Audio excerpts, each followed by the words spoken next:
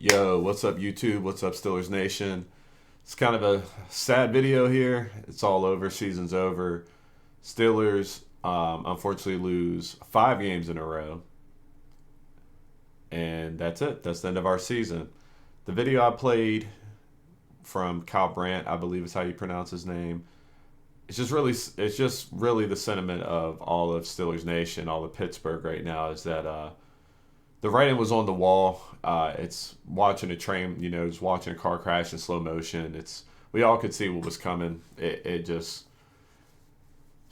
frustrating, man. It's frustrating. So the Steelers lost 28-14 to the Baltimore Ravens. The game was not that close. We were down 21-0. We scored, I think, all of our points in the third quarter. Yeah, we scored all our points in the third quarter. Baltimore got up so high on us that they just basically coasted.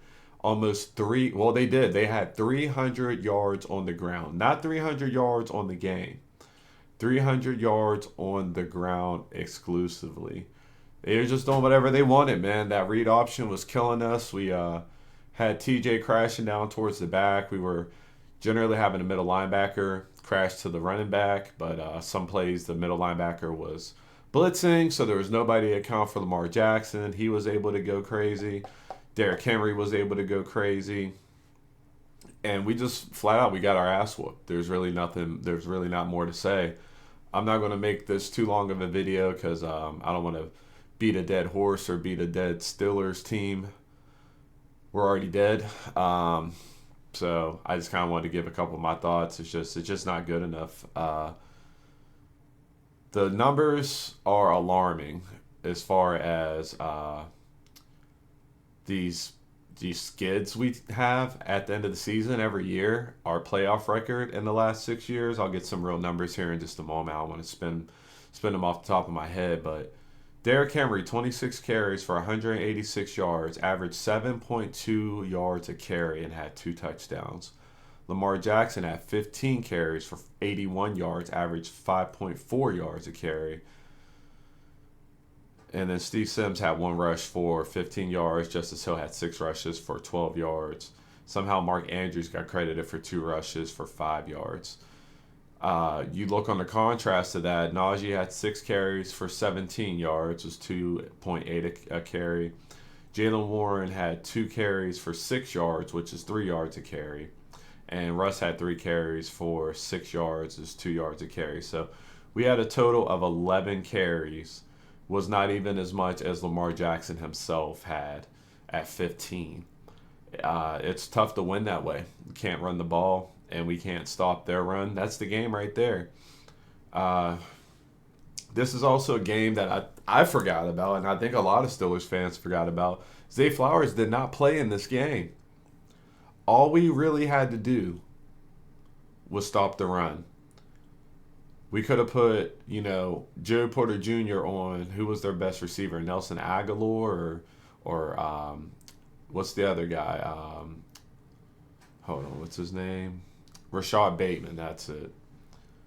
Could have had, somebody on one of them, try to shut them down and force to make Baltimore one-dimensional, but I guess it doesn't matter if they're able to run the way that they were able to run. It's just flat out embarrassing. Likely went Likely had a good day. He had a big stiff arm on Cam Sutton, Mark Andrews, Nelson Aguilar. All these guys combined for 3 catches or less. The only person with more than 3 catches was Justice Hill with 4. George Pickens had a decent game, 5 receptions for 87 yards and a touchdown. Unfortunately, none of those plays came until we were already down 21-0. Najee Harris had a couple of dump downs. He had 3 catches, 41 yards. Van Jefferson did nothing pretty much the whole night, but he did have the big touchdown catch, so I do want to shout him out for that. Mike Williams had 1 big catch, and I swear we didn't see him anymore. Jalen Warren wasn't able to get involved in the passing game the way that he typically does. We were able to cause a turnover on them, I want to say. What's his name? Highsmith had a sack. I remember Highsmith having a sack. TJ played through injury. Cam Hayward played through a head injury. there were some guys on the field who were willing to die on the field to win the game, and then there were some other guys on the field who unfortunately didn't want to be there. It's just, I think it's just that simple. It's just the same story year after year. Darnell Washington was supposed to be more involved. He had one catch for 9 yards. This is a game where you really want to pull out all the stops. There's nothing to lose. You know, we got to go down swinging, and unfortunately, we were at the point to where, you know, we're down 21-0. It's time to pass the sticks. It's over. Pass the sticks. It's harder and harder to defend Tomlin after this, and he is the hot topic right now. Everybody's calling for Tomlin, calling for his head, calling for his job, and it's hard. It's honestly getting harder and harder to defend it when you see these skids at the end of the season, when you see the playoff woes, 8 years without winning a playoff game. It's bad. It's really, really bad. Couple of things that could potentially help us. Russ, he did end up having a good day numbers wise, 20 for 29 for 270 yards and 2 touchdowns. But going into halftime, I think we had like 3 or 4 3 and outs, and I think he had 53 yards, and we had 60 yards as a team going into halftime. George Pickens, probably, it's getting harder to defend him too. He's probably going to end up going. A lot of people on defense, people were saying, we got to just tear it down and rebuild. It's hard for me to disagree with that. I hate the idea of a rebuild, especially when you have so much talent on your roster. But TJ's played here his whole career, has not won a playoff game. He deserves better. Cam Hayward deserves better. It's enough to make you sick, because when we were 10-3, we were talking about possibly being in play for the number 1 seed, possibly being a Super Bowl team, a real contender. And in 11 days, it went from that to, the Steelers are one of the worst teams. We are the worst team in the playoffs, which definitely came to be true. We definitely were the worst team in the playoffs. It's just really tough, man. The wide receiver room outside of Calvin Austin and Roman Wilson needs to be reset. The running back room outside of Jaylen Warren needs to be reset. I am a big Najee Harris fan. This is not any Najee slander. Najee deserves better as well. He needs to go somewhere to a true contender, somewhere that truly knows how to utilize him and not pitch him the ball and have him get hit by 3 people in the backfield. Or, a line that'll, no disrespect to our line, they're young, but the amount of times you see Najee get hit in the backfield and have to fight back to the line of scrimmage is criminal. It's just criminal. A lot of coaching malpractice that we've been experiencing through this skid. Arthur Smith, I would give him another year. I'm not saying I'm super happy about it. I really liked him at the beginning of the season, but I feel like as the season waned on, with Russ's limitations, with Justin Fields' perceived limitations, us Tomlin probably kind of directing him in a certain direction, of being conservative. I don't want to say it's all his fault, but he didn't have a good season. Tara Austin, same thing. Tomlin's got his hand all in the cookie jar when it comes to the defense, is the word on the street, and it's hard not to believe it when you see different coaches do the same things over multiple years. I don't think they all have the exact same ideology. It just probably is, hey, we want to, what did Tomlin say? He said we want to avoid risk.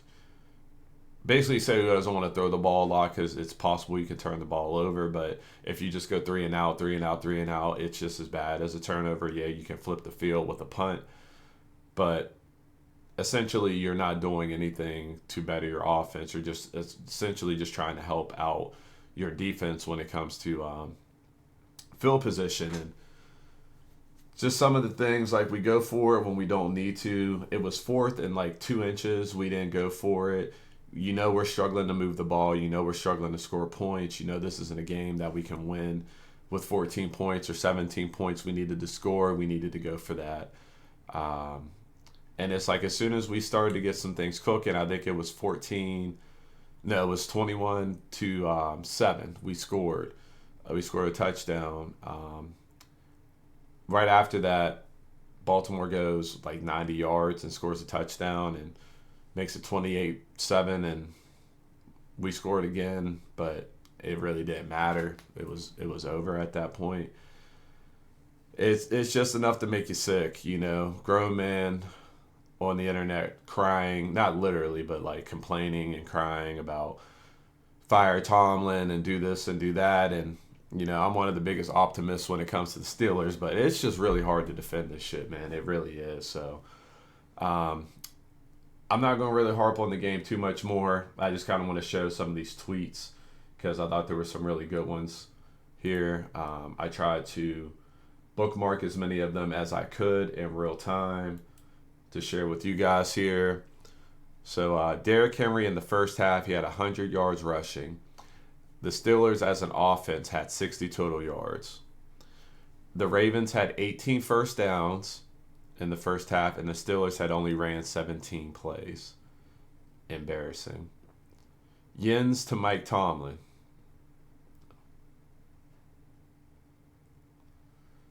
And this one is what killed me, bro. This is our logo now, the Dallas Cowboys. That's what we are. You know, the Steelers are a respected, or at least used to be a respected team, a Super Bowl team, a continual playoff team. And, you know, right now people are laughing at us, man. And I can't say that we don't deserve it. What we put on film is embarrassing. And the comparisons to the Cowboys is not, it's not blasphemous, man. It's like we suck, you know what I mean? That was what I played at the beginning. So I thought this was interesting too. Lots of people were crowning about the Deontay for Dante trade halfway through the season, which was true. Even I was like, man, this dude's good. He had 5 picks. He was balling. But at the end of the day, it looks like a lose-lose. Dante had a terrible second half, which unfortunately he did. He's been getting cooked against these more elite teams. And the injuries are stacking up on him. He's missing a game. Every other game, he's missing a game. Or if he does play in the game, he usually has to leave the game because he's hurt. Not saying it's his fault he's hurt, but the value of that trade definitely dwindled as the season went on. I thought this was kind of funny too. You know, that 10, 15, 20 years ago, we thought when the technology got to this point, we were going to be doing great stuff and changing the world. But in reality, we're all just a bunch of idiots. And technology just allows us to show how big of idiots we are because that shit is hilarious. The Steelers are 0-6 in their last 6 playoff games. No playoff wins since 2016 season still. One and done in the last 5 playoff appearances. Last win versus the Chiefs in the divisional round of 2016. That was before Patrick Mahomes became their quarterback. Kevin Adams, LOL, the Steelers are so stubborn. The staff refuses to accept it. Cam Sutton steps in the field. Cam Sutton gets cooked for 20. Will they play Beanie instead? Probably not, which they didn't. And that's one thing, too. When Cam Sutton came back, they expected him to be able to plug and play, to know the cadences, to know the coverages and different things, and just be able to be a little bit more deceptive with their coverages. But in reality, Cam Sutton came in and was a shell of himself and looked bad. Beanie Bishop, an undrafted rookie, looked better than he did. And the Steelers refused to go back to him. They wanted Cam Sutton. They got Cam Sutton, and these are the results you get. There's plenty of plays you've seen where Cam Sutton would be racing from one side of the field to the other late because he just isn't in the right spot. He did it again today, or yesterday, I should say. It's just bad. It's just bad. That's enough Cam Sutton for one career. I agree. I never want to see him on the Steelers ever again. T.J. Watt and Cam Hayward deserve better. I agree. Woof. The Ravens were willing to go into the half up 14-0. In theory, you have to call a timeout on 3rd and 2 because you're down 14. And it was 3rd and 2. We had the ball. But if you do that, oh no, we didn't have the ball. But if you do that, you have to get the stop. Okay, I remember now. They didn't, and the Ravens were like, sure, let's try, an all-around system failure. That's happened to us so many times where I feel like there's times we needed to stop the clock, whether it's the end of the game or the end of the half, and we would lose the game, or go into halftime with that timeout still in our pocket. And last week when we played Cincinnati, there were a couple plays where we should have them calling timeouts. They're racing the clock.